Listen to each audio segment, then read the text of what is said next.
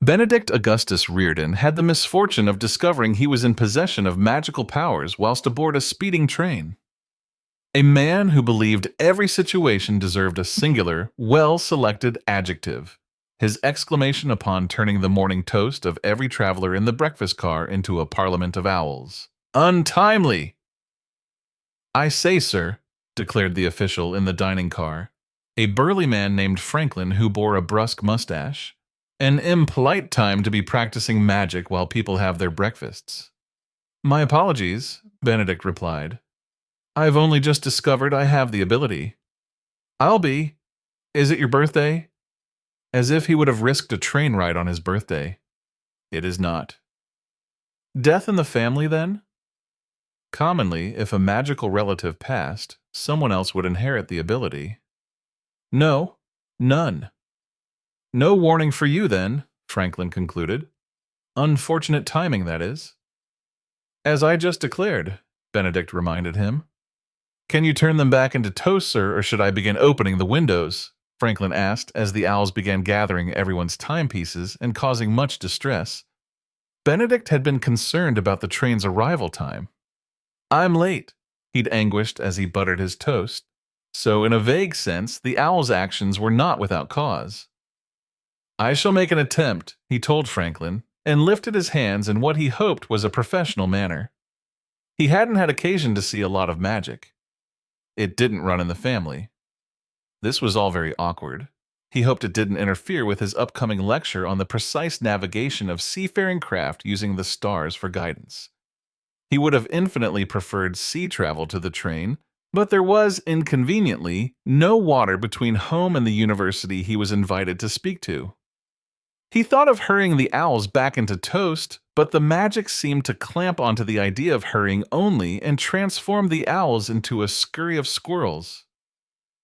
The squirrels dropped every timepiece instantly and ran rampant through the breakfast room, creating much worse dismay than the owls. Rampageous, he observed with horror. Open the windows, someone shouted, very reasonably. Instead, someone else opened the door between train cars and the squirrels exited violently into the next car down, the startled screams of the passengers echoing back into the dining car. Benedict hurried after them, determined to make things right.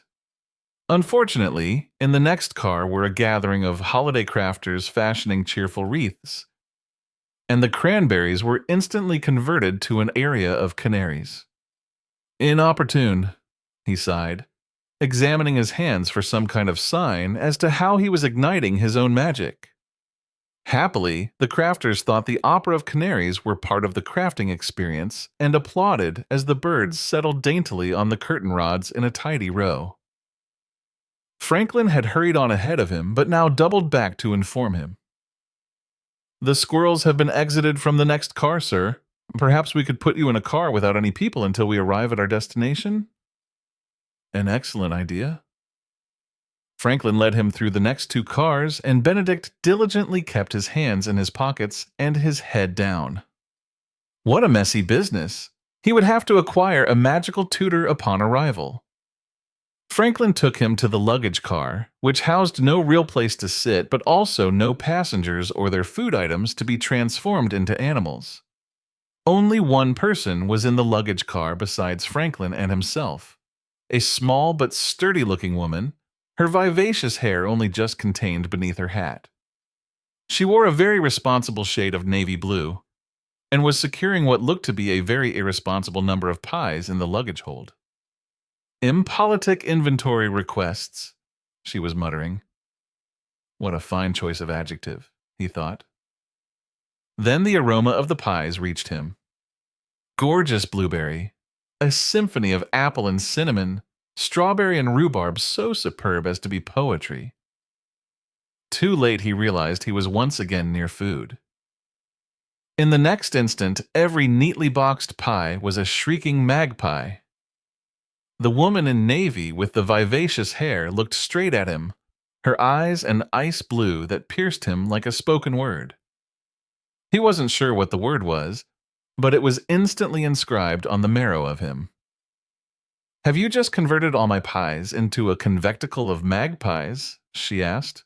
My sincere apologies, madam. He's only just discovered he has the ability, Franklin hastened to explain. We hoped this car would be empty. Your first magic is a flawless tidings of magpies? She said. Astounding. This was the first and only positive reaction to Benedict's magic, including his own. He was grateful. Agatha Franz, she introduced herself. Benedict Reardon, he replied over the din of the magpies. Another passenger walked briskly into the luggage cart and came to a startled halt. What on earth is going on here? This is absolutely preposterous. What are all these egregious birds doing near the luggage? Outrageous! Really, sir, Agatha said sternly. A single adjective suffices for all situations. In that moment, Agatha won Benedict's heart forever. Here was the moment he met his future wife. In the next moment, Agatha clapped her hands together. That's quite enough, my mischief of pies. Every magpie returned calmly to a pie. As it happens, I am in possession of magic, Agatha informed them. May I offer my services as tutor for the remainder of our trip? Benedict felt his heart leap for every reason. Madam, I would be most grateful. Likely you think animal conversion magic is the result of the positioning of your hands? Indeed I do. A common misconception in the use of magic. Animal magic is triggered by one of the 5 senses, often taste or smell. Benedict's hand came to his mouth. Of course, I keep turning food to animals.